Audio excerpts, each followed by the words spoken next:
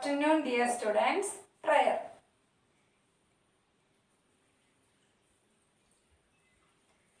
How are you all? Hope all are fine. എല്ലാവരും സുഖമായിട്ടിരിക്കുന്നു എന്ന് വിചാരിക്കുന്നു. അപ്പോൾ നമുക്ക് ചാപ്റ്റർ 8ന്റെ നെക്സ്റ്റ് ടോപ്പിക്കിലേക്ക് പോകാം.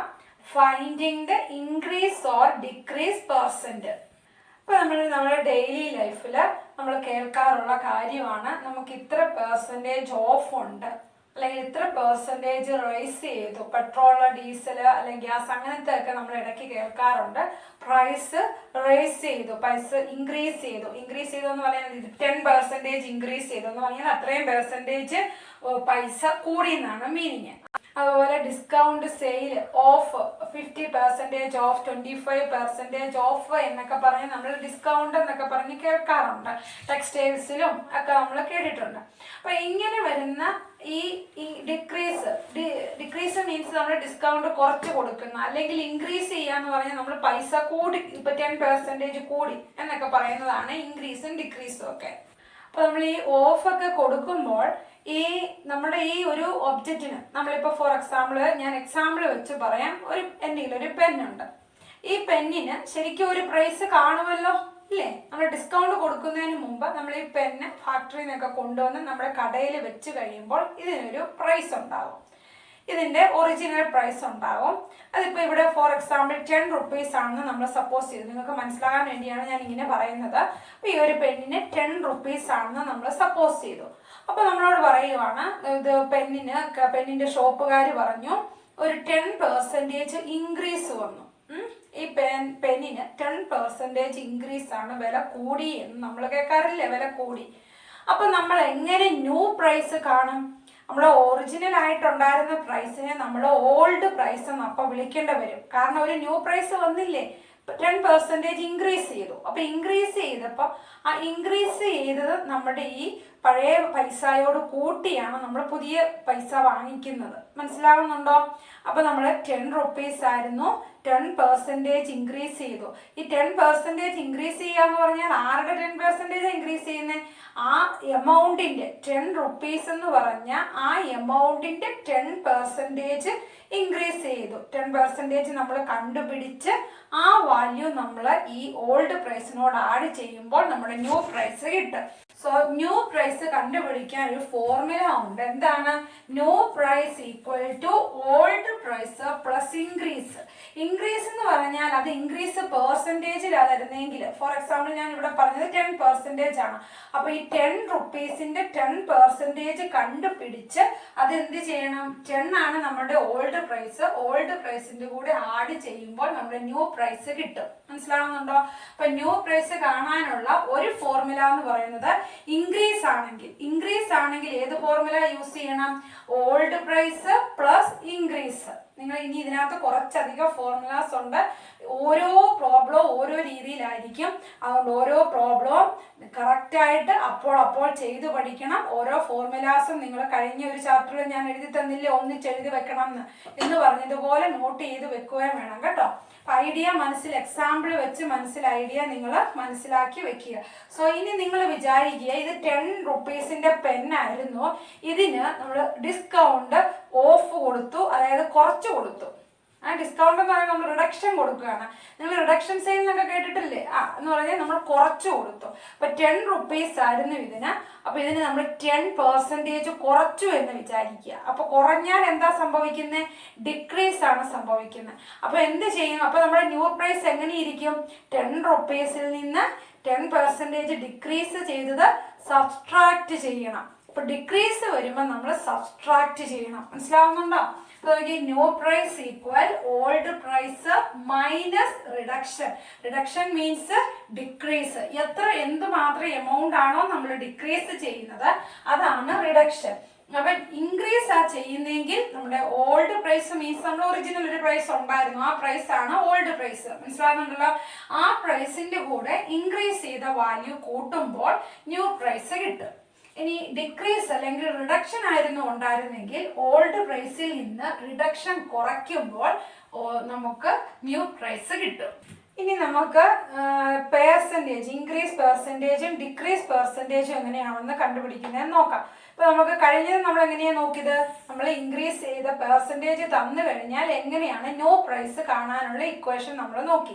ഇനി നമ്മളോട് ഇൻക്രീസ് പെർസെൻറ്റേജ് കണ്ടുപിടിക്കണം. അങ്ങനെ തന്നാൽ എത്രമാത്രം ഇൻക്രീസ് ചെയ്തു, എന്തുമാത്രം എമൗണ്ട് ആണ് ഇൻക്രീസ് ചെയ്തത്, ആ amount divided by old price. Old price means നമ്മൾ ഒറിജിനൽ ആയിട്ടുണ്ടായിരുന്ന പ്രൈസ് ഇൻറ്റു 100. ഇൻറ്റു 100 എന്തിനാ ചെയ്യുന്നത്? 100 ആണല്ലോ നമ്മുടെ പെർസെൻറ്റേജ് അല്ലേ? പെർസെൻറ്റേജ് എപ്പോഴും എത്രയിലാണ് പറയുന്നത്? 100%ലാണ് പറയുന്നത്. So into 100%. ഇപ്പം നമുക്ക് ഇൻക്രീസ് പെർസെൻറ്റേജ് കിട്ടും. അത് ഓൾഡ് പ്രൈസ് കൊണ്ടാണ് ഡിവൈഡ് ചെയ്യേണ്ടത്, മറന്നു പോകരുത്. അപ്പം എന്തുമാത്രമാണോ ഇപ്പം 10 റുപ്പീസാണ് ഇൻക്രീസ് ചെയ്തതെന്ന് വിചാരിക്കുക. സപ്പോസ് 10 റുപ്പീസ് ഇൻക്രീസ് ചെയ്തെങ്കിൽ 10 ബൈ ഓൾഡ് പ്രൈസ് എത്രയാണോ അത് ഇൻറ്റു 100 ചെയ്യുമ്പോൾ ഇൻക്രീസ് പെർസെൻറ്റേജ് കിട്ടും. മനസ്സിലാവുന്നുണ്ടോ? അതുപോലെ ഡിക്രീസ് പെർസെൻറ്റേജ് കാണാൻ ഡിക്രീസ് ചെയ്ത amount by old price into 100%. So നമ്മളിപ്പോൾ പഠിച്ചത് എത്ര ഫോർമുല ആണ്? 4 ഫോർമുലാസ് പഠിച്ചു. അത് ഇൻക്രീസും ഡിക്രീസും ആയിട്ട് റിലേറ്റ് ചെയ്താണ് അല്ലേ? നമ്മളിപ്പോൾ ഒരു ഇൻക്രീസ് ആണ് വരുന്നതെങ്കിൽ ന്യൂ പ്രൈസ് കാണാൻ ഓൾഡ് പ്രൈസിന്റെ കൂടെ ഇൻക്രീസ് ചെയ്ത എമൗണ്ട് ആഡ് ചെയ്യുക. ഡിക്രീസ് ആണ് വരുന്നതെങ്കിൽ ഓൾഡ് പ്രൈസിന്റെ കൂടെ സബ്സ്ട്രാക്ട് ചെയ്യുക. റിഡക്ഷൻ ആയിട്ട് വരുന്ന എമൗണ്ട് സബ്സ്ട്രാക്ട് ചെയ്യുമ്പോൾ ന്യൂ പ്രൈസ് കിട്ടും. ഇനി നമ്മൾ തേർഡ് പഠിച്ചത് എന്താണ്? ഇൻക്രീസ് പെർസെൻറ്റേജ് ആണ് നമുക്ക് കണ്ടുപിടിക്കേണ്ടതെങ്കിൽ. നമ്മൾ പെർസെൻറ്റേജ് തന്നില്ല, പക്ഷെ എമൗണ്ട് നമുക്കറിയാം ഇൻക്രീസ് ചെയ്ത് എത്രയാണെന്ന്. ആ പെർസെൻറ്റേജ് കണ്ടുപിടിക്കാൻ increase by old price into 100%. അതുപോലെ ഡിക്രീസ് എമൗണ്ട് ആണ്, ഡിക്രീസ് പെർസെൻറ്റേജ് ആണ് കണ്ടുപിടിക്കേണ്ടതെങ്കിൽ ഡിക്രീസ് പെർസെൻറ്റേജ് കാണാൻ decrease by old price into 100. അപ്പൊ ഇവിടെ ഈ ഇൻക്രീസ് എന്നും ഈ ഡിക്രീസ് എന്നും പറഞ്ഞാൽ എന്തുമാത്രമാണോ കൂടിയത് ആ എമൗണ്ട് ആണെന്ന് മനസ്സിൽ ഓർത്ത് വെച്ചോണം. Okay, now listen one example. The price of a scooter was 34,000 and it has increased 20% now. What is the price now? I have a scooter, or there is a scooter with the amount 34,000. Then now its amount is increased by 20%. We need to find its new price. So we already learned new price is equal to here increase. So new price is equal to old price plus increase. Increase means increase amount. So here given in percentage, increase is given in percentage. So we need to find the value, correct amount of increase. So first we are going to find increase amount. So increase is equal to how much percentage? 20% of 34,000.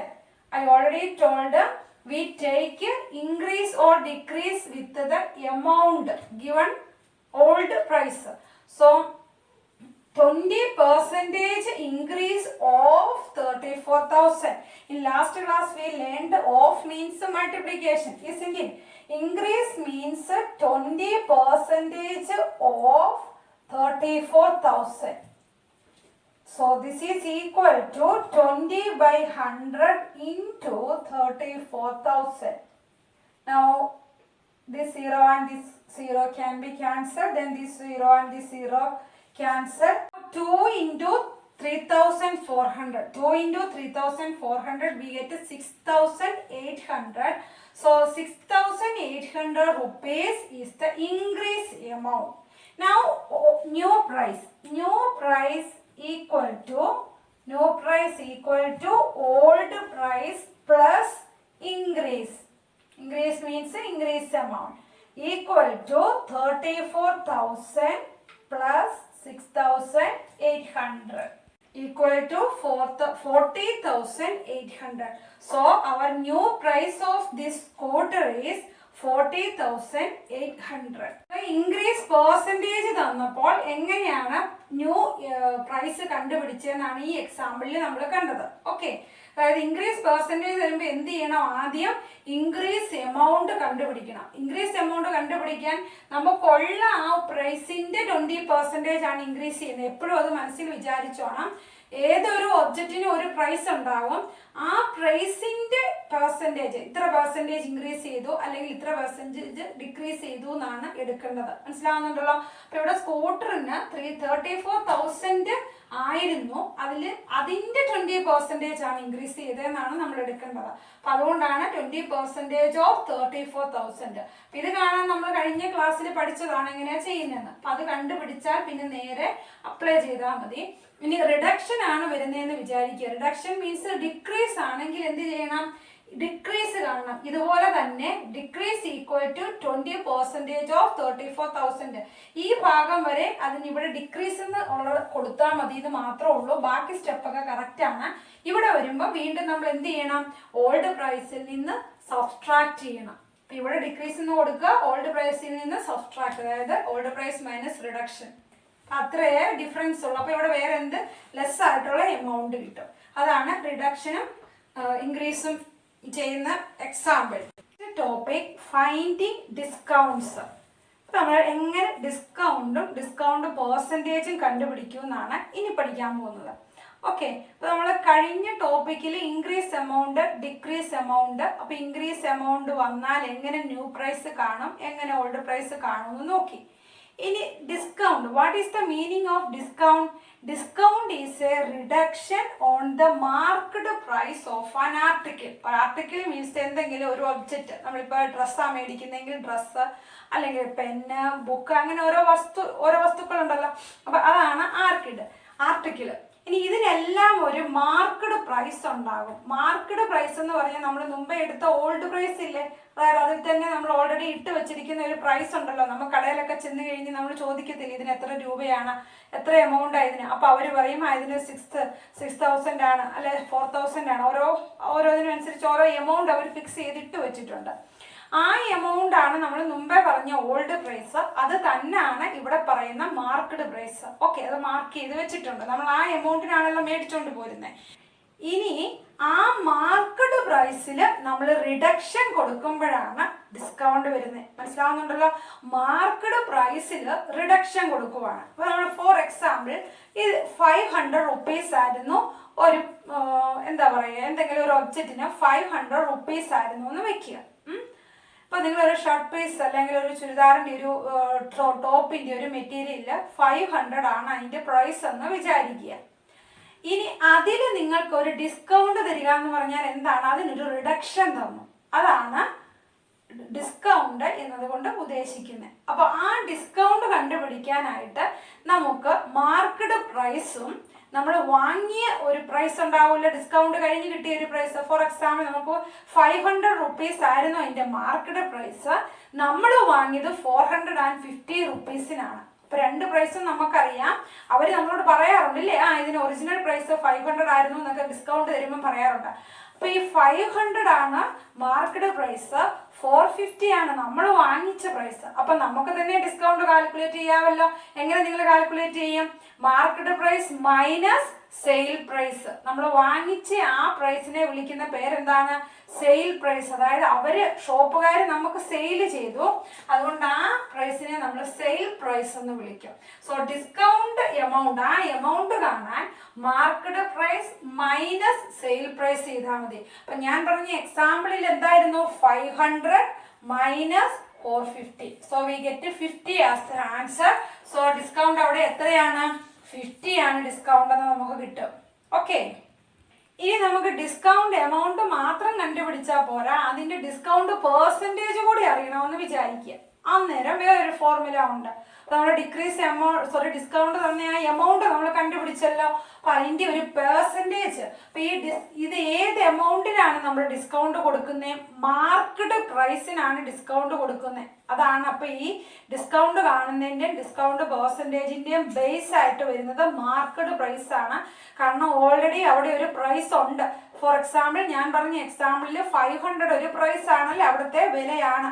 ആ 500 ആണ് നമ്മുടെ market price. അതിനാണ് ഇങ്ങനെയാണ് നമ്മൾ discount കൊടുക്കുന്നത്. അതുകൊണ്ട് ഡിസ്കൗണ്ടിന്റെയും discount പെർസെൻറ്റേജിന്റെയും base എന്ന് പറയുന്ന പ്രൈസ് മാർക്കറ്റ് പ്രൈസ് ആണ്. നമ്മൾ ഡിസ്കൗണ്ട് പെർസെൻറ്റേജ് കാണണമെങ്കിൽ എന്ത് ചെയ്യണം? Discount by market price into 100%. നമ്മൾ ടോട്ടൽ പെർസെൻറ്റേജ് എത്രയാണ്? എപ്പോഴും 100 ആണ്.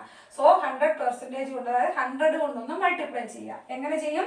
ഡിസ്കൗണ്ട് പെർസെൻറ്റേജ് ആണ് കണ്ടുപിടിക്കേണ്ടതെങ്കിൽ discount amount by market price into 100. അപ്പൊ നമ്മളോട് ഡിസ്കൗണ്ട് എന്ന് വെറുതെ എഴുതിയിട്ടുണ്ടെങ്കിൽ അതിന്റെ മീനിങ് എന്താണ്? എത്ര രൂപയാണ് ഡിസ്കൗണ്ട് കിട്ടിയെന്ന. ഞാൻ മുമ്പേ പറഞ്ഞില്ലേ, 500 - 450, 50 റുപ്പീസ് നമുക്ക് ഡിസ്കൗണ്ട് കിട്ടി. ആ 50 റുപ്പീസ് എത്ര പെർസെൻറ്റേജ് ആണെന്ന് കാണണമെങ്കിൽ ഇത് ചെയ്യണം. എത്ര പെർസെൻറ്റേജ് ആണെന്ന് കാണണമെങ്കിൽ 50/500 × 100. ഞാൻ പറയുന്നത് മനസ്സിലാവുന്നുണ്ടോ? നമ്മുടെ ഡിസ്കൗണ്ട് എമൗണ്ട് ഞാൻ പറഞ്ഞ എക്സാമ്പിളിൽ 50 എന്നായിരുന്നു, അതിന്റെ മാർക്കറ്റ് വൈസ് 500 ആയിരുന്നു. അപ്പോൾ 50/500 × 100 ചെയ്താൽ മതി. ഇനി നമുക്ക് ഡിസ്കൗണ്ട് കാണാൻ മാർക്കറ്റ് പ്രൈസ് മാത്രമേ അറിയത്തുള്ളൂ, സെയിൽ പ്രൈസ് അറിയത്തില്ല. അങ്ങനെ മാർക്കറ്റ് പ്രൈസ് മാത്രമേ അറിയത്തുള്ളൂ, സെയിൽ പ്രൈസ് അറിയത്തില്ലെങ്കിൽ നമുക്ക് ഈ ഫോർമുല യൂസ് ചെയ്യാൻ പറ്റുമോ? ഇല്ല. Market price minus sale price നമുക്ക് യൂസ് ചെയ്യാൻ പറ്റത്തില്ല. പക്ഷെ നമുക്ക് വേറൊരു കാര്യം അറിയാം, ഡിസ്കൗണ്ട് പെർസെൻറ്റേജ് നമുക്കറിയാം. നമ്മുടെ ക്വസ്റ്റ്യൻ നമുക്ക് തന്നിട്ടുണ്ട്, മാർക്കറ്റ് പ്രൈസും തന്നിട്ടുണ്ട്, ഡിസ്കൗണ്ട് പെർസെൻറ്റേജും തന്നിട്ടുണ്ട്. അങ്ങനെയാണെങ്കിലും നമുക്ക് ഡിസ്കൗണ്ട് കണ്ടുപിടിക്കാം. അത് കണ്ടുപിടിക്കാൻ എന്ത് ചെയ്യണം? Discount equal to discount percentage of market price. ഇവിടെ ഓഫ് എന്ന് പറഞ്ഞാൽ മൾട്ടിപ്ലിക്കേഷൻ ആണ് മീൻ ചെയ്യുന്നത്. ഈ ഡിസ്കൗണ്ട് പെർസെൻറ്റേജ് എന്ന് പറഞ്ഞു കഴിഞ്ഞാൽ നമ്മൾക്ക് ചിലപ്പോൾ പറയാൻ മേലെ 20% ഓഫ് തന്നു എന്ന് ഇല്ലേ? അപ്പൊ നമ്മൾ ആ 20%നെ എങ്ങനെ എഴുതും? 20/100 ഇൻറ്റു ഇവിടുത്തെ മാർക്കറ്റ് പ്രൈസ്. MB എന്ന് പറയുന്നത് മാർക്കറ്റ് പ്രൈസ് ആണ് കേട്ടോ. അപ്പൊ ഇവിടെ നമ്മൾ ഫോർ എക്സാമ്പിൾ ആണ് ഞാൻ പറഞ്ഞത്, നമുക്ക് ഡിസ്കൗണ്ട് പെർസെൻറ്റേജ് 20% എന്നറിയാമെങ്കിൽ മാർക്കറ്റ് പ്രൈസും നമുക്കറിയാമെങ്കിൽ ഡിസ്കൗണ്ട് കണ്ടുപിടിക്കാൻ 20/100 ഇൻറ്റു മാർക്കറ്റ് പ്രൈസ് ചെയ്താലും ഡിസ്കൗണ്ട് എമൗണ്ട് നമുക്ക് കിട്ടും. സോ നമുക്ക് ഡിസ്കൗണ്ട് കാണാനായിട്ട് 2 മെത്തേഡ്സ് ഉണ്ട്. ഫസ്റ്റ് മെത്തേഡ് മാർക്കറ്റ് പ്രൈസും സെയിൽ പ്രൈസും അറിയാമെങ്കിൽ സബ്സ്ട്രാക്ട് ചെയ്യുക. സെക്കൻഡ് മെത്തേഡ് ഡിസ്കൗണ്ട് പെർസെൻറ്റേജ് അറിയാമെങ്കിൽ discount percentage of market price ആണ് ആ ഡിസ്കൗണ്ട് എമൗണ്ട്. സോ ഇവിടെ ഞാൻ എക്സാമ്പിൾ ആയിട്ടാണ് കാണിക്കുന്നത്. അപ്പോൾ 20% ആണ് ഡിസ്കൗണ്ട് എങ്കിൽ 20/100 ഇൻറ്റു മാർക്കറ്റ് പ്രൈസ് ചെയ്താൽ മതി. നെക്സ്റ്റ് നമുക്ക് ഡിസ്കൗണ്ട് എമൗണ്ട് അറിയാം, അതിന്റെ പെർസെൻറ്റേജ് ആണ് കണ്ടുപിടിക്കേണ്ടതെങ്കിൽ discount by market price into 100%. ഇതിന്റെ എല്ലാം ബേസ് എന്ന് പറയുന്നത് മാർക്കറ്റ് പ്രൈസ് ആണ്. കാരണം മാർക്കറ്റ് പ്രൈസ് ഓൾറെഡി അവിടെ ഇട്ട് വെച്ചിരിക്കുന്നതാണ്, അതിനാണ് നമ്മൾ ഡിസ്കൗണ്ട് കൊടുക്കുന്നത്. Take your textbook, page 121. Try this. Bottom of that page. Try this. First question. A shop gives 20% discount. What would be the sale price of each of these be? Question A. A dress marked at rupees 120. So a dress is marked price 20 rupees, not 20 rupees, 120. So that is the marked price. Marked price equal to 120. Okay. Now in question, a shop gives 20% of discount. So in that shop, for all items 20% discount. So discount percent equal to 20%. We need to find its sale price. So we already know one formula, discount equal to market price minus sale price, isn't it? From that formula we find sale price equal to market price minus discount. From this formula we find this. That is this sale price comes left side and this discount go to right side. So sale price here positive and discount go here, transpose to this side, it will become minus. So from this formula we find a formula for finding sale price. So keep this formula in your find. Sale price equal to a market price minus discount. Now we only know discount percentage, we don't know discount amount. So here first step is find discount amount. So we know if percentage is given, then how we find its formula we already know, we discussed. Okay, so discount amount equal to 20% of market price. That is 20 by 100 into market price is 120. Understood? Now cancel this 0 and 0, this 0 and 0, and 2 into 12 we get 24. So here discount amount is 24.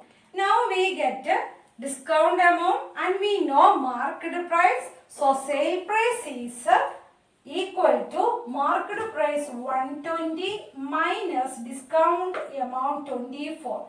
So sale price is equal to market price minus discount price equal to rupees 96.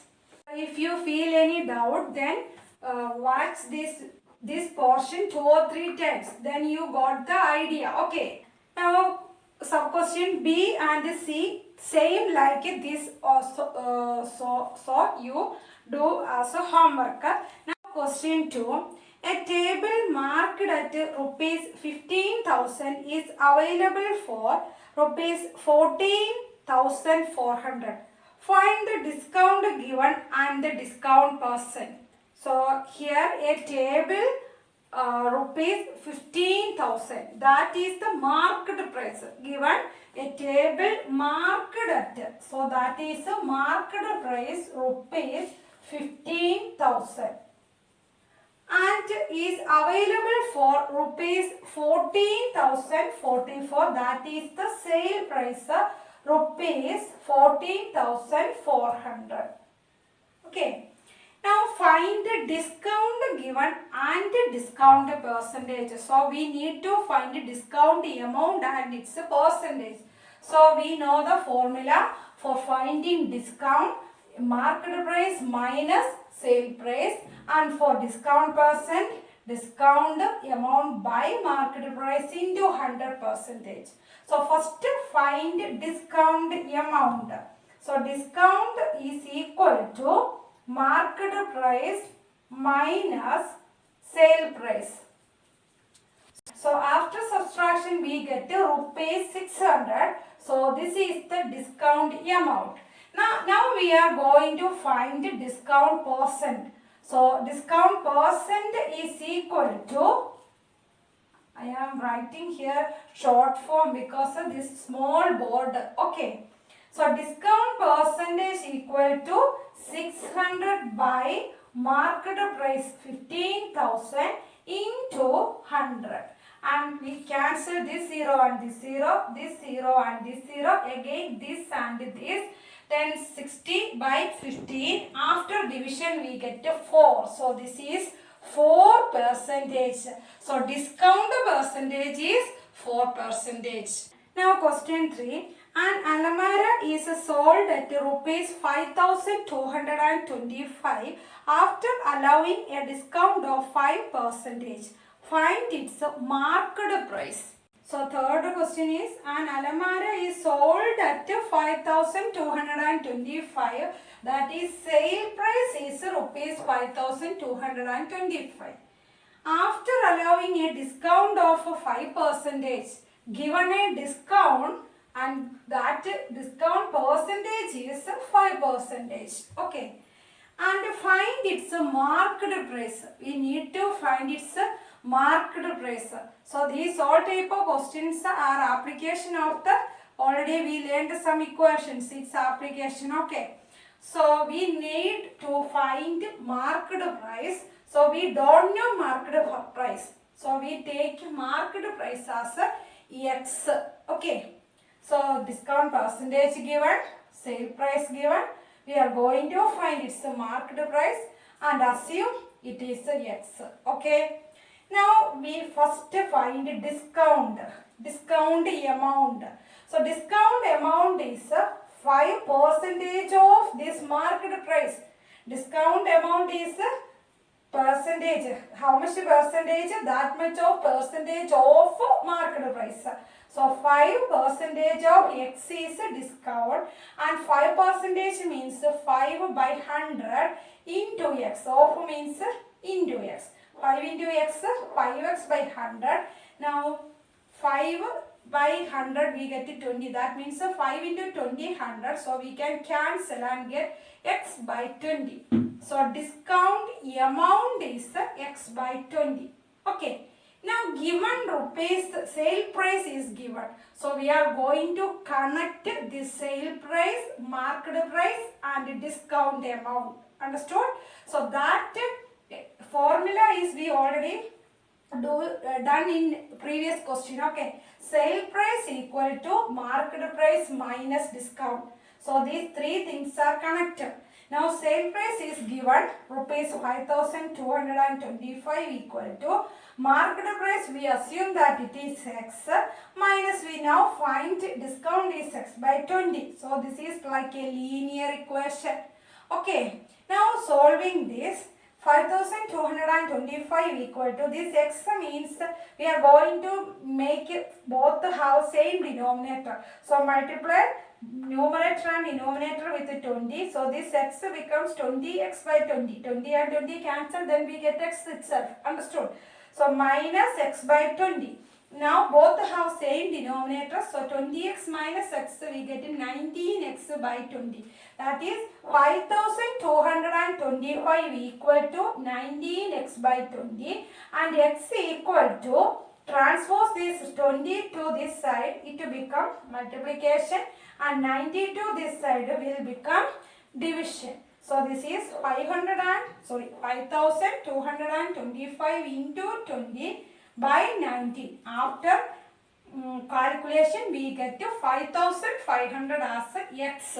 So this is the marked price of that Alamara 5,500 and discount 5% and its sale price is 5,225. Now next topic, ഇപ്പോൾ നമ്മൾ try ചെയ്ത് ചെയ്തപ്പോൾ എങ്ങനെയാണ് market price, sale price, discount ഇതൊക്കെ വെച്ച് എങ്ങനെ നമുക്ക് question വരും, എങ്ങനെയാണ് ആൻസർ ചെയ്യേണ്ടതെന്ന് മനസ്സിലായല്ലോ.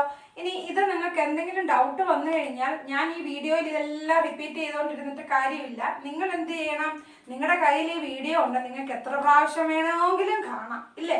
അപ്പം നിങ്ങൾ എന്ത് ചെയ്യണം, വീണ്ടും വീണ്ടും അതെല്ലാം അങ്ങനെ നിങ്ങൾക്ക് ഡൗട്ട് വന്നാൽ നേരെ ലിങ്ക് എടുക്കുക, ആ വീഡിയോ എടുക്കുക, അത് ഒന്നുകൂടെ റിപ്പീറ്റ് ചെയ്ത് കാണുക. നിങ്ങൾ പഠിക്കുന്ന സമയത്ത് നിങ്ങൾക്ക് ഡൗട്ട് വന്നാലും അതൊന്ന് ഓൺ ചെയ്ത് വെച്ചാൽ ആ ഭാഗം ക്ലിയർ ആയിട്ട് എടുക്കാമല്ലോ അല്ലേ. അപ്പം ഈ പോർഷനൊക്കെ നമ്മൾ ഡിസ്കൗണ്ടും അതൊക്കെ മനസ്സിൽ നമ്മൾ ഈ ഷോപ്പും കാര്യങ്ങളും ഒക്കെ മനസ്സിൽ കൊണ്ടുവന്നിട്ട് അവിടെ നമ്മൾ കടയിലൊക്കെ പോയി സാധനങ്ങളൊക്കെ വാങ്ങിക്കുമല്ലോ, നിങ്ങളല്ലെങ്കിൽ പേരൻസിൻ്റെ കൂടെ ഒക്കെ പോയിട്ടുണ്ടാവുമല്ലോ. അപ്പം ആ കാര്യങ്ങളൊക്കെ മനസ്സിൽ കൊണ്ടുവന്നുകൊണ്ട് ഓരോന്നും 1 by 1 ആയിട്ട് കേട്ട് മനസ്സിലാക്കണം. ഒറ്റത്തവണ കൊണ്ട് കേട്ടാൽ മനസ്സിലാവണമെന്നില്ല. അങ്ങനെ ഇല്ലാത്തവരെന്ത് ചെയ്യണം, 2 or 3 പ്രാവശ്യം വാച്ച് ചെയ്ത് മനസ്സിലാക്കണം.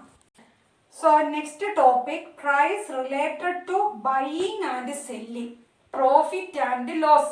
നമ്മൾ buying and selling, price related to buying and selling എന്ന് പറഞ്ഞാൽ മനസ്സിലേക്ക് കൊണ്ടുവരിക എന്താണ്, വാങ്ങുകയും വിൽക്കുകയും ചെയ്യുമ്പോഴുള്ള പ്രൈസ്, വിലകൾ. അപ്പം നമ്മൾ അതിനെപ്പറ്റി ഇത് 5th സ്റ്റാൻഡേർഡ് മുതൽ നമ്മൾ ഇതിൻ്റെ പഠിച്ചു വരുന്നതാണ് കേട്ടോ. അപ്പോൾ ബൈയിങ് സെല്ലിങ് ചെയ്യുമ്പോൾ നമുക്ക് പ്രോഫിറ്റ് ഉണ്ടാകാം, ലോസ് ഉണ്ടാകാം, ഇതൊക്കെ നിങ്ങൾ കേട്ടിട്ടുണ്ടാവുമല്ലോ. അപ്പോൾ നമ്മൾ ഈ പ്രോഫിറ്റും ലോസും ആണ് ഇനി പഠിക്കാൻ പോകുന്നത്. അപ്പോൾ നമ്മൾ പ്രോഫിറ്റും ലോസിലേക്കും കടക്കുന്നതിന് മുമ്പ് വേറൊരു കാര്യം നോക്കിയിട്ട് പോകാം. ഇപ്പം നമ്മളൊരു എന്തെങ്കിലും ഒരു പ്രോഗ്രാം വെച്ചു, ഇപ്പം നമ്മളത് കൂപ്പൺ കൊടുത്ത് കയറി കാണേണ്ട ഒരു പ്രോഗ്രാം ആണെന്ന് വിചാരിക്കുക. അതല്ലെങ്കിൽ നമ്മളിങ്ങനെ കേൾക്കാൻ മേലെ നിങ്ങൾ ടിക്കറ്റ് എടുക്കണം, ഈ ടിക്കറ്റ് എടുത്തു കഴിഞ്ഞാൽ നിങ്ങൾക്ക് ഈ മത്സരത്തിൽ പങ്കെടുക്കാം, പങ്കെടുത്ത് ഫസ്റ്റ് കിട്ടിയാൽ ഇത്ര രൂപ കിട്ടും, അല്ലെ ഇത്ര പ്രൈസ് കിട്ടും എന്നൊക്കെ പറഞ്ഞ് നിങ്ങൾ ഇഷ്ടം പോലെ കണ്ടിട്ടുണ്ട് ഇല്ലേ. അപ്പോൾ നമ്മൾ ഇങ്ങനെ ഒരു പ്രോഗ്രാമിൽ നമ്മൾ ടിക്കറ്റ് എടുത്തു. അപ്പോൾ ആ ടിക്കറ്റിന് ₹10 ആണെന്ന് വിചാരിക്കുക. 10 rupeesൽ നമ്മൾ ടിക്കറ്റ് ഒക്കെ എടുത്ത് ആ കോമ്പറ്റീഷൻ, എന്തെങ്കിലും ഒരു ചെറിയൊരു കോമ്പറ്റീഷൻ ആണെന്ന് വെക്കുക, അതിൽ പങ്കെടുക്കുമ്പോൾ നമ്മൾ എത്രയാണ് കൊടുത്തത്, ₹. അപ്പോൾ അത് നടത്തുന്ന ആൾക്കാരുണ്ടായിരിക്കുമല്ലോ, അത് നടത്തുന്ന ആൾക്കാർക്ക് എത്ര രൂപ നമ്മൾ കൊടുത്തു, 10 rupees കൊടുത്തു. ഓക്കെ, ഇനി നമ്മൾ അതിനകത്ത് വിൻ ചെയ്തു എന്ന് വിചാരിക്കുക. അപ്പം ഈ നടത്തുന്നയാൾ, സപ്പോസ് ഈ നടത്തുന്നയാൾ വാങ്ങിക്കുന്ന പ്രൈസ് ₹5 ആണെന്ന് വിചാരിക്കുക. നമ്മൾ എത്രയാ കൊടുത്തേ? 10 rupees. അപ്പോൾ വാങ്ങിച്ച് നമുക്ക് തരുന്നയാൾ എത്ര, ഗിഫ്റ്റ് തരുന്നയാൾ എത്ര രൂപയുടെ ഗിഫ്റ്റാ വാങ്ങിച്ചിരിക്കുന്നത്? 5 rupeesന്റെ ഗിഫ്റ്റ്. അപ്പോൾ ആ ആൾക്ക് എത്രയാ പ്രോഫിറ്റ് കിട്ടിയെന്ന് നമ്മൾ വിചാരിക്കണം. 5 rupees പ്രോഫിറ്റ്. നമുക്ക് നോക്കാം കറക്റ്റ് ആണോ എന്ന്. ഈ വാങ്ങിച്ച ഈ സംഭവം നമുക്ക് തരണമെങ്കിൽ ഒരു ഗിഫ്റ്റ് പേപ്പറിൽ പൊതിയണം. അപ്പൊ അതിനൊരു ചാർജ് വന്നോ? അതിന് നമുക്ക് ₹3 ആണ് ഗിഫ്റ്റ് പേപ്പറിന് ചാർജ് എന്ന് വിചാരിക്കുക. അപ്പൊ എത്രയായി ഈ ആൾക്ക്? ടോട്ടൽ 8 rupees ആണ് ചെലവായത് അല്ലേ? ബാക്കി എത്രയാ ലാഭം? 10 - 8 ദാറ്റ് ഈസ് 2 rupees. ഇപ്പൊ ഇവിടുത്തെ പ്രോഫിറ്റ് എന്ന് പറയുന്നത് ഈ നടത്തിയ ആൾക്ക് 2 rupees ആണ്. അപ്പൊ ഞാൻ നിങ്ങൾക്ക് ചെറിയ നമ്പർ വെച്ച് കാണിച്ചത് നിങ്ങൾക്ക് പെട്ടെന്ന് മനസ്സിലാകാൻ വേണ്ടിയിട്ടാണ് കേട്ടോ. ഡയറക്റ്റ് ഞാനിവിടെ പെർസെൻറ്റേജ് ഒന്നും യൂസ് ചെയ്യാതെ ഡയറക്റ്റ് ആണ് പറഞ്ഞു പോകുന്നത് കേട്ടോ. അപ്പൊ അങ്ങനെ 2 rupees ആണ് ഈ ആൾക്ക് ലാഭം കിട്ടിയത്, പ്രോഫിറ്റ് കിട്ടിയത്. അപ്പൊ ഇവിടെ നമ്മൾ നോക്കിക്കേ, ഇവിടെ ഒരു എക്സ്ട്രാ ചാർജ് കയറി വന്നു. ഈ ചാർജ് ശരിക്കും എക്സ്ട്രാ ആയിട്ട് വന്നതാണ് അല്ലേ? ഒരു കവർ, നല്ല ഒരു ബ്യൂട്ടിഫുൾ നമ്മൾ റാപ്പ് ചെയ്ത് കൊടുക്കാൻ, ഗിഫ്റ്റ് പൊതിഞ്ഞു കൊടുക്കാൻ ഒരു കവർ മേടിച്ച്, ഇതൊരു എക്സ്ട്രാ ചാർജ് ആണ്. ഇത്തരം ചാർജുകളെ, ഇത്തരം പൈസയെ നമ്മൾ വിളിക്കുന്ന പേരാണ് over head charges. Text book page 122, this box. Sometimes when an article is bought, some additional expenses are made while buying or before selling it. These expenses have to be included in the cost price. ചില അവസരങ്ങളിൽ നമ്മൾ ചില സാധനങ്ങളൊക്കെ വാങ്ങിക്കുമ്പോൾ അത് വിൽക്കുന്നതിന് മുമ്പ്, അതാണ് before selling എന്ന് പറയുന്നത് കേട്ടോ. അത് വിൽക്കുന്നതിന് മുമ്പ് തന്നെ നമുക്ക് കോസ്റ്റ് പ്രൈസിൻ്റെ കൂടെ എക്സ്ട്രാ ചെലവുകൾ ആഡ് ചെയ്യേണ്ടതായിട്ട് വരും. These expenses are sometimes referred to as overhead charges. അതായത് നമ്മളൊരു സാധനം വിൽക്കാൻ വേണ്ടി വാങ്ങി വെക്കുമല്ലോ, അതായത് ഫാക്ടറിയിൽ നിന്ന് ഷോപ്പുകാർ വാങ്ങിക്കൊണ്ടുവന്ന് വെക്കും. അപ്പോൾ അവിടെ ഒരു ബൈയിങ് പ്രൈസ് ഉണ്ട് അവർക്ക് ഇല്ലേ? ഒരു പൈസ കൊടുത്തല്ലേ സാധനം വാങ്ങിച്ച് ഷോപ്പിൽ കൊണ്ടുവന്ന് വെക്കുക. ആ ബൈയിങ് പ്രൈസിൻ്റെ കൂടെ ചില എക്സ്ട്രാ ചാർജസ് കൂടെ ചേർക്കേണ്ടതായിട്ട് വരും. These expenses are referred to as overhead charges. These may include expenses like amount spent on repairs, labor charge, transportation, etc. അതായത് ഒരു സ്ഥലത്ത് ഫാക്ടറിയിൽ നിന്ന് അവരുടെ ഷോപ്പിലേക്ക് സാധനങ്ങൾ എടുത്തുകൊണ്ട് വന്നു, അല്ലെങ്കിൽ എല്ലാം ഹോൾസെയിൽ കടയിൽ നിന്നൊക്കെ സാധനങ്ങൾ എടുത്തുകൊണ്ട് വരുമ്പോൾ നമ്മൾ അവിടെ നിന്ന് വരെ കൊണ്ടുവരണം. അതുപോലെ ഇത് എടുത്തു വയ്ക്കാനായിട്ട് ആൾക്കാർ വേണം, അതാണ് ലേബർ ചാർജ്. അപ്പോൾ എടുത്തു വയ്ക്കാനും ഇറക്കി വയ്ക്കാനും അതുപോലെ സെയിൽസ്മാൻമാരൊക്കെ കാണത്തില്ലേ, അപ്പോൾ അവർക്ക് കൊടുക്കേണ്ട ചാർജ്, ഇതെല്ലാം കൂടെ ഇൻക്ലൂഡ് ചെയ്യേണ്ടതായിട്ട് വരും. ഈ ഇൻക്ലൂഡ് ചെയ്യേണ്ട എക്സ്ട്രാ ചാർജുകളെയാണ് ഓവർഹെഡ് ചാർജസ് എന്ന് വിളിക്കുന്നത്. ഇനി നമ്മൾ ഈ പ്രോഫിറ്റും ലോസും കോസ്റ്റ് പ്രൈസും സെല്ലിംഗ് പ്രൈസും ഇതെല്ലാം റിലേറ്റ് ചെയ്ത് ആ വേർഡ്സ് ഒന്ന് മനസ്സിലാക്കാൻ പോവാണ്. അപ്പം ഇത് നിങ്ങൾ മനസ്സിലാക്കി വെക്കണം. കാണാപ്പാടം പഠിച്ചു വെച്ച് കഴിഞ്ഞാൽ, മനപ്പാടം ആക്കിയത് കൊണ്ട് ഇത് വെച്ച് പ്രോബ്ലംസ് ചെയ്യാൻ ബുദ്ധിമുട്ടാകും. എന്താണെന്ന് നിങ്ങൾ മനസ്സിലാക്കി തന്നെ വെക്കുക. സോ കോസ്റ്റ് പ്രൈസ് എന്ന് പറയുന്നത് ബൈയിങ് പ്രൈസ് ആണ്. അപ്പൊ മനസ്സിൽ വിചാരിച്ചോളുക, നമ്മുടെ ഷോപ്പിലുള്ള ആള് വേറൊരിടത്തുനിന്ന് വന്ന് ഫാക്ടറിയിൽ നിന്നൊക്കെ വാങ്ങിച്ചോണ്ട് വന്ന് വെച്ച സാധനമാണല്ലോ നമുക്ക് തരുന്നത്. അപ്പൊ അയാൾ ഒരു കോസ്റ്റ് പ്രൈസ് കൊടുത്തിട്ടുണ്ടാവും, അതാണ് അയാളുടെ ബൈയിങ് പ്രൈസ്. ഈ ബൈയിങ് പ്രൈസ് ആണ് cost price. The buying price of any item is known as its cost price. It is written in short CP. Okay, so CP എന്ന് കണ്ടാൽ cost price. Now selling price, SP short form of a selling price. The price at which when an item is sold is called its selling price. Selling price എന്ന് പറഞ്ഞാൽ ആ item sold ചെയ്യാന്ന് പറഞ്ഞാൽ എന്താ? വിറ്റ് price ആണ് selling price എന്ന് പറയുന്നത്. ഇത് ഒറിജിനൽ പ്രൈസ്, കോസ്റ്റ് പ്രൈസ്, നമ്മൾ വിറ്റ് ആ ഒരു പ്രൈസ് ആണ് SP എന്ന് പറയുന്നത്. അത് രണ്ടും മനസ്സിലാക്കിയല്ല, ഷോർട്ട് ഫോം മനസ്സിലാക്കുക. ഇനി കോസ്റ്റ് പ്രൈസും CPയും SPയും അറിയാം. പ്രോഫിറ്റ് ആണോ ലോസ് ആണോ എന്ന് കാൽക്കുലേറ്റ് ചെയ്യുന്നത് എങ്ങനെയാണ്? അപ്പോൾ പ്രോഫിറ്റ് പറയണ എന്ത് ചെയ്യണം? നമുക്ക് നോർമലായിട്ട് ചിന്തിച്ചാൽ അറിയാം, ഈ നമ്മൾ ബൈയിങ് പ്രൈസിനേക്കാൾ കൂടിയ വിലയ്ക്ക് കൊടുത്താലല്ലേ പ്രോഫിറ്റ് കിട്ടത്തുള്ളൂ. ഫോർ എക്സാമ്പിൾ, നമ്മുടെയൊക്കെ കയ്യിൽ ഒരു സൈക്കിൾ ഉണ്ടെന്ന് വിചാരിക്കുക, അതാണ് നിങ്ങൾക്ക് എളുപ്പം. സൈക്കിൾ വാങ്ങിയ വിലയേക്കാൾ കൂടിയ വിലയ്ക്ക് നിങ്ങൾക്ക് കൊടുക്കാൻ പറ്റിയാൽ നിങ്ങൾക്ക് പ്രോഫിറ്റ് ഉണ്ട് ഇല്ലേ?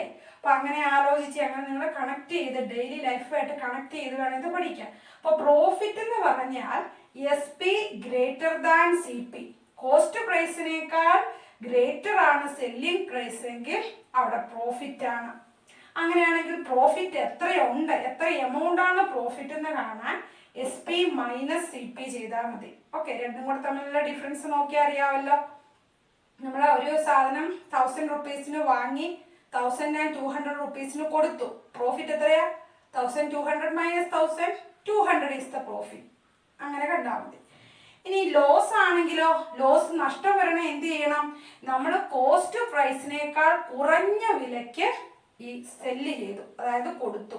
നമ്മൾ വാങ്ങിയ സൈക്കിള് കുറഞ്ഞ്, നമ്മൾ വാങ്ങിയതിനേക്കാൾ എമൗണ്ട് കുറച്ച് കൊടുത്താൽ ലോസ് ആണ് നമുക്ക്. കാരണം നമ്മുടെ കയ്യിലല്ല കൂടുതൽ എമൗണ്ട് പോയത്, പിന്നെ നമുക്ക് കിട്ടിയ എമൗണ്ട് വിറ്റ് കഴിഞ്ഞപ്പോൾ കുറച്ച് കുറഞ്ഞാണ് കിട്ടിയത്. അപ്പൊ നമുക്ക് നഷ്ടമാണ് അവിടെ വന്നത്, അതാണ് ലോസ്. ലോസ് കണ്ടുപിടിക്കണമെങ്കിൽ CP ഗ്രേറ്റർ ദാൻ SP ആയിരിക്കും. അതായത് സെല്ലിംഗ് പ്രൈസിനേക്കാൾ ഇവിടെ കൂടുതൽ ഏതാണ്? കോസ്റ്റ് പ്രൈസ് ആണ്. അപ്പൊ കോസ്റ്റ് പ്രൈസിൽ നിന്ന് SP സെല്ലിംഗ് പ്രൈസ് സബ്സ്ട്രാക്ട് ചെയ്താൽ എത്ര ലോസ്, ആ എമൗണ്ട് ഓഫ് ലോസ് കിട്ടും. ഓക്കെ, അപ്പൊ ഇത്ര ശ്രദ്ധിച്ചാൽ മതി. ഇത് രണ്ടും കമ്പയർ ചെയ്യുക. സെല്ല് ചെയ്ത പ്രൈസ് കൂടുതലാണെങ്കിൽ പ്രോഫിറ്റ്, കുറവാണെങ്കിൽ ലോസ്. അത്രേ ഉള്ളൂ, സിമ്പിൾ ആണ്. ഇനി രണ്ടും ഈക്വൽ ആണെങ്കിലോ, നമ്മൾ 1000 റുപ്പീസിന് വാങ്ങി 1000 റുപ്പീസിന് തന്നെ കൊടുത്തു. നോ പ്രോഫിറ്റ്, നോ ലോസ്, ഒന്നുമില്ല. നമ്മുടെ എമൗണ്ട് ഭദ്രമായിട്ട് നമ്മുടെ കയ്യിലുണ്ട്. ഓക്കെ, ഇനി പ്രോഫിറ്റ് പെർസെൻറ്റേജും ലോസ് പെർസെൻറ്റേജും എങ്ങനെ കണ്ടുപിടിക്കാം? നമ്മൾ ഡിസ്കൗണ്ട് എമൗണ്ടും ഡിസ്കൗണ്ട് പെർസെൻറ്റേജും പറഞ്ഞില്ലേ, ഇതുപോലെ ആ ഒരു എമൗണ്ട് ഉണ്ട്, അത് എത്ര പെർസെൻറ്റേജ് ആണെന്നും കൂടെ നമുക്ക് കണ്ടുപിടിക്കാനായിട്ട് പഠിക്കണം. സോ പ്രോഫിറ്റ് പെർസെൻറ്റേജ് എന്ന് പറഞ്ഞാൽ ആ profit amount by cost price. ഇവിടെ എപ്പോഴും നമ്മൾ ഈ കോസ്റ്റ് പ്രൈസിനെ ബേസ് ചെയ്തിട്ടാണ് ബാക്കി എല്ലാ കാര്യവും വരുന്നത്. അതുകൊണ്ട് ഇവിടെ ബൈ കോസ്റ്റ് പ്രൈസ് ആണ്. നമ്മൾ മുമ്പ് ഡിസ്കൗണ്ടിൽ എവിടെയാ പഠിച്ചത്? മാർക്കറ്റ് പ്രൈസിനെ ബേസ് ചെയ്താണ്. ആ മാർക്കറ്റ് പ്രൈസിനാണ് നമ്മൾ ഡിസ്കൗണ്ട് കുറയ്ക്കുവോ കൂട്ടുവോ ഇൻക്രീസ് ചെയ്യുവോ ഡിക്രീസ് ചെയ്യുകയോ ഒക്കെ ചെയ്യുന്നത്. അപ്പൊ മാർക്കറ്റ് പ്രൈസ് ആണ് അവിടെ ബേസ്. ഇവിടെ വരുമ്പോൾ നമ്മൾ കോസ്റ്റ് പ്രൈസിലാണ് ഡിഫറൻസ് വരുന്നത്. കോസ്റ്റ് പ്രൈസ് ഇൻക്രീസ് ചെയ്യുമ്പോൾ പ്രോഫിറ്റ് കിട്ടും, കോസ്റ്റ് പ്രൈസ് ഡിക്രീസ് ചെയ്യുമ്പോൾ ലോസ് വരും. അപ്പൊ അവിടുത്തെ ബേസ് ഏതാണ്? കോസ്റ്റ് പ്രൈസ് ആണ്. ഈ പ്രൈസ് ഉണ്ടെങ്കിലേ ബാക്കിയെല്ലാം വരുന്നുള്ളൂ. അതുകൊണ്ട് പ്രോഫിറ്റ് പെർസെൻറ്റേജ് ഈക്വൽ ടു ആ പ്രോഫിറ്റ് കിട്ടിയ എമൗണ്ട് ബൈ CP into 100%.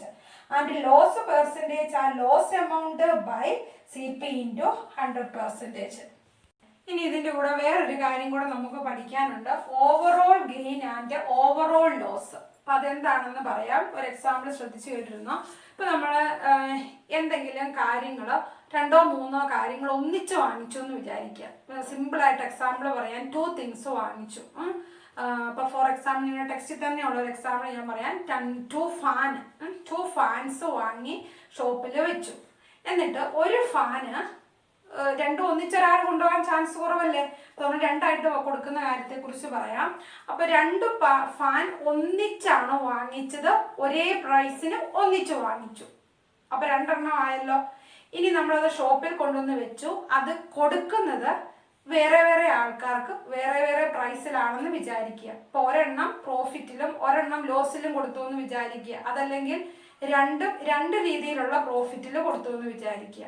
അപ്പോൾ നമ്മൾ ഓവറോൾ ഗെയിന് അല്ലെങ്കിൽ ഓവറോൾ ലോസ് എന്നുള്ള ഇത് കണ്ടുപിടിക്കാനായിട്ട് വരും. അതായത് ഓവറോൾ ഗെയിൻ എന്ന് പറഞ്ഞാൽ ഇത് രണ്ടും കൂടെ കൊടുത്തു കഴിഞ്ഞപ്പോൾ നമുക്ക് ലാഭം വല്ലതും കിട്ടിയോ.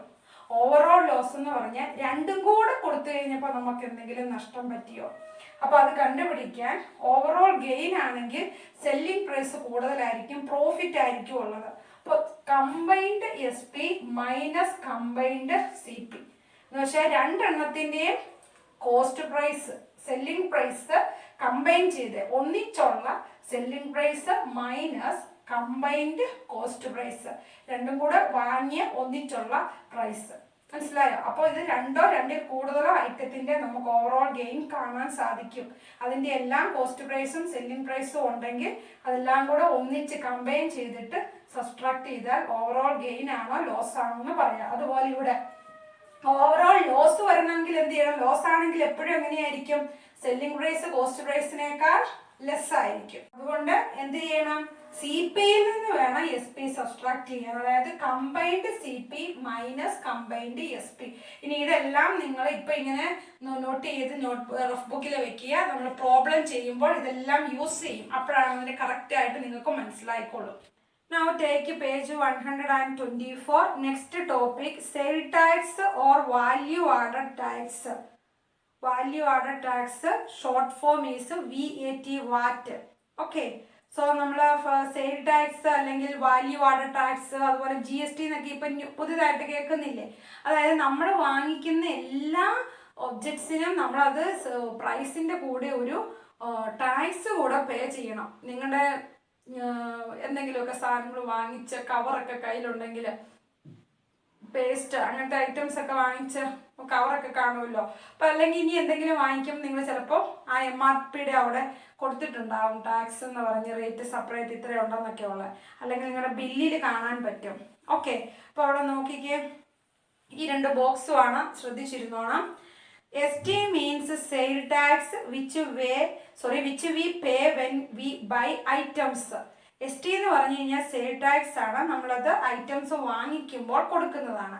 This sale tax is charged by the government on the sale of an item. ഇത് എവിടെ നിന്നാണ് ചാർജ് ചെയ്യുന്നത്? ഗവൺമെന്റ് ആണ്. ഒരു വസ്തു സെയിൽ ചെയ്യുമ്പോൾ ഗവൺമെന്റ് ഒരു എമൗണ്ട് ചാർജ് ചെയ്യുന്നതാണ്, അതാണ് സെയിൽ ടാക്സ് എന്ന് പറയുന്നത്. ഇപ്പൊ ഇവിടെ നിങ്ങൾ കാണുന്നതിൽ കണ്ടോ, MRP എന്ന് എഴുതിയിട്ട് ഇൻക്ലൂഡഡ് ഓഫ് ഓൾ ടാക്സസ് കണ്ടോ കൊടുത്തിരിക്കുന്നത്. ഇപ്പൊ ഇവിടെ നോക്കിയാലും നിങ്ങൾക്ക് കാണാൻ പറ്റും MRPയുടെ അവിടെ കണ്ടോ ഇൻക്ലൂസീവ് ഓൾ ടാക്സസ്. അതുപോലെ വേറൊരു ഇത് കണ്ടോ, വേറൊരു ഇത് ഇവിടെ എല്ലായിടത്തും ഇങ്ങനെ എഴുതിയിട്ടുണ്ട് MRP എന്നുള്ളത് ഉണ്ടോ, ഇൻക്ലൂസീവ് ഓഫ് ഓൾ ടാക്സസ് എന്ന്. അപ്പം ഇങ്ങനെ നമ്മൾ ഈ ടാക്സ് കൂടി ഇൻക്ലൂഡ് ചെയ്തിട്ടാണ് MRP വരുന്നത് കേട്ടോ. അപ്പോൾ നോക്കി, it is collected by the shopkeeper from the customer and given to the government.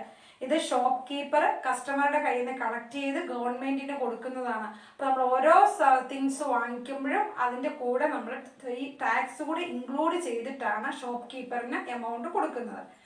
This is therefore always on the selling price of an item and is added to the value of the bill. ഇതെപ്പോഴും selling പ്രൈസിൻ്റെ കൂടെ കാണും. നമ്മൾ MRPയിൽ നമ്മൾ കൊടുക്കുന്ന amount ഇപ്പം ഞാൻ കാണിച്ചില്ല എക്സാമ്പിൾ. അപ്പോൾ അതെപ്പോഴും സെല്ലിംഗ് പ്രൈസിൻ്റെ കൂടെ ആഡ് ചെയ്തിട്ട് ഉണ്ടാകും. ഇതെപ്പോഴും നമ്മൾ ആഡ് ചെയ്യുന്ന വാല്യൂ ആണ്. ഇതൊരിക്കലും സബ്ട്രാക്റ്റ് അല്ല ചെയ്യുന്നത്. നമ്മൾ ഡിസ്കൗണ്ട് വന്നാൽ എന്താ ചെയ്യുന്നത്?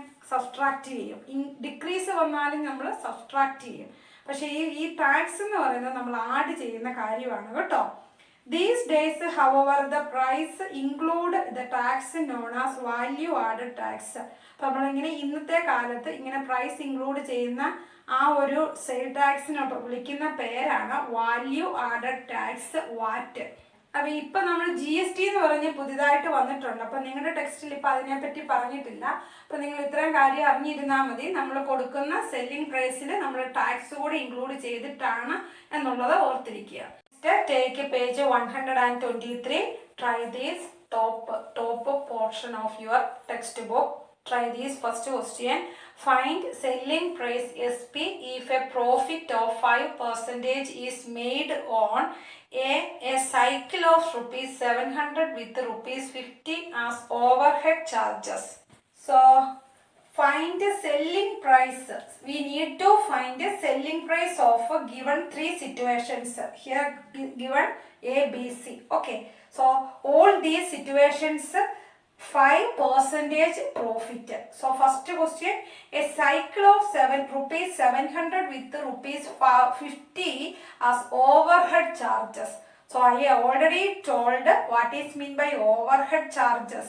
So this overhead charges is added to this buying price, then we get a cost price. Okay, so cost price equal to rupees 700 plus overhead charges, that is rupees 50. So cost price is rupees 750. Understood? We need to find the selling price.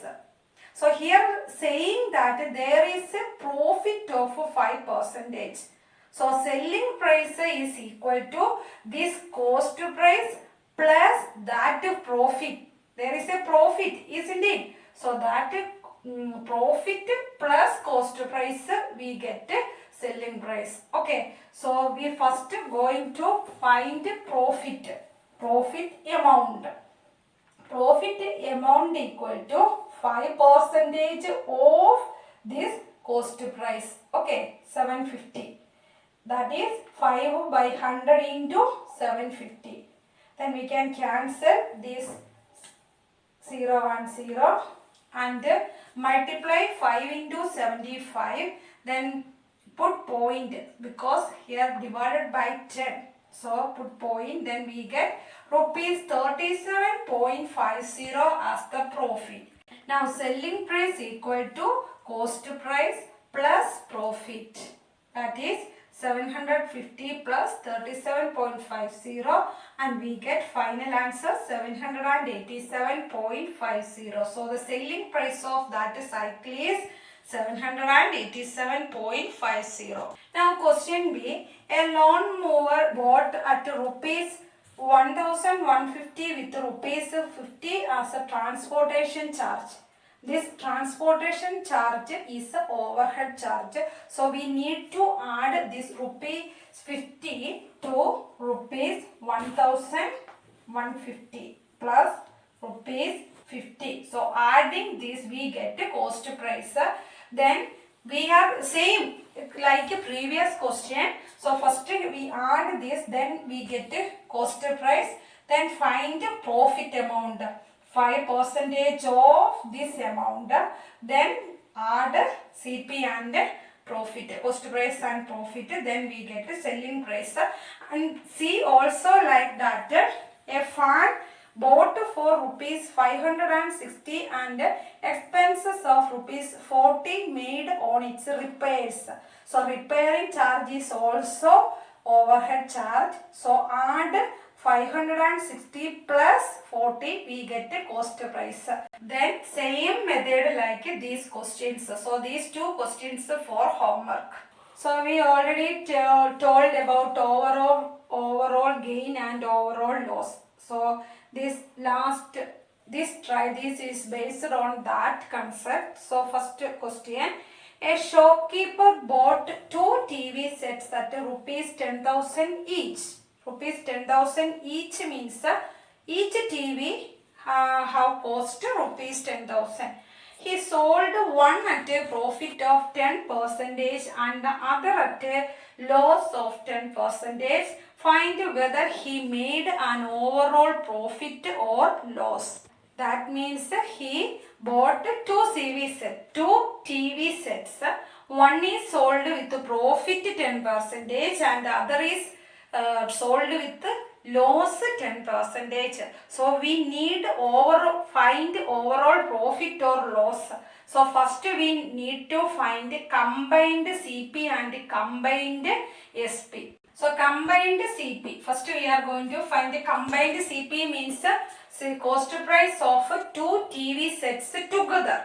So one TV's price is 10,000, then two TVs have same price. So 2 into 10,000, that is combined CP is 20,000. We need to find combined SP. But in question there is not given separate selling prices. Only given clues, 10% profit and 10% loss. So first we need to find selling price of first TV and selling price of second TV, then add, then we get a combined SP. So first TV selling price, we are going to find the first TV's selling price. So combined CP is 20,000. Okay. Now first TV cost price is rupees 10,000, profit percentage 10%. That means we need to find selling price equal to cost price plus profit. We already done in previous one question. Try this. Okay. So keep in mind that one. So profit equal to 10% of cost price. That is 10 by 100 into 10,000. So we can cut this this 0 and this 0, this 0 and this 0, 10 into 100 we get rupees 1000. So rupees 1000 is the profit and selling price is cost price plus profit, that is 10,000 plus 1,000 we get 11,000. So first TV's selling price 11,000. Next we are going to find the selling price of a second TV. Loss percentage is given. Loss percentage is 10% and the loss percentage is loss amount is 10% of cost price. Cost price here also 10,000. So L equal to 10 by 100 into 10,000. So here also we can cancel this 100, 0, 0, 0, 0, 10 into 100,000. So here a loss 1,000. Okay. Now SP is here loss. Loss means cost price minus loss. Okay. Then we get a selling price. So selling price equal to cost price minus loss. 10,000 minus 1,000. And then we get 9,000. Now combined SP. Selling price of first TV plus selling price of second TV, we get a combined SP. 11,000 plus 9,000. Adding we get rupees 20,000. Now check. Combined SP is 20,000. Combined CP is 20,000. Combined SP also 20,000. Both are equal. So no overall profit or overall loss. So keep in your mind that if asking overall gain or overall profit or overall loss, this type of questions, we need combined CP and combined SP. In this question, given direct CP cost price is 10,000, so 2 TV sets 20,000. Then we need to find its separate selling price and add this one. So keep these things step by step in your mind and do again and again, then you will get. Okay. Now page 124. Try this, bottom of page. First question, find the buying price of each of the following when 5% ST is added on the purchase of three situations given there. So all these situations, a 5% ST is added. ST means sale tax. So I am going to explain one situation and question B and C for homework because all these are same method. Okay. So a towel at rupees 50. So buying price means final amount. Selling price or final amount. That bill amount. That is bill amount. That is bill amount is included sale tax also. So we need to find that amount. Okay. So a towel, its cost price is rupees 50 and its ST sale tax percentage is given 5%. So we need to find the sale tax amount. Sale tax amount is also based on this cost price. That is ST is equal to, that is sale tax amount is equal to 5% of 50. Okay. So all times you take a base as a cost price. Do these questions, do again and again, then you will get idea. Okay. So ST equal to 5% of this 50. 5% means 5 by 100. Of means into. Okay. Into 50. Now cancel 0 and 0. 5 into 5, 25. 25 by 10, 2.5. So sale tax is 2.5. That means 2.50 rupees. Buying price equal to, now buying price is cost price plus this is sale tax. So 50 plus 2.5 equal to rupees 52.5. The same method for next question B and C. So do yourself. Question 2. If 8% VAT is included in the prices, find the original price of a TV bought for rupees 13,500 and a shampoo bottle bought for rupees 180. So here I am going to explain question A and B for homework.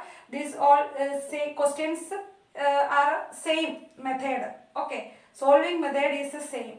So here what percentage is given? 8 percentage what? Value added tax is 8 percentage. Find the original price. We need to find the original price. Okay, original price. Selling price is given rupees 13,500. So what percentage is given? 8 percentage. We need to find the original price. So original price we take as X. Okay. Now selling price is given rupees 13,500.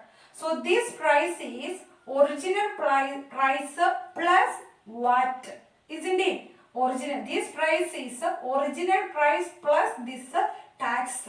Okay, so first we are going to find the tax what. So what is 8 percentage? That is what equal to 8 percentage of original price.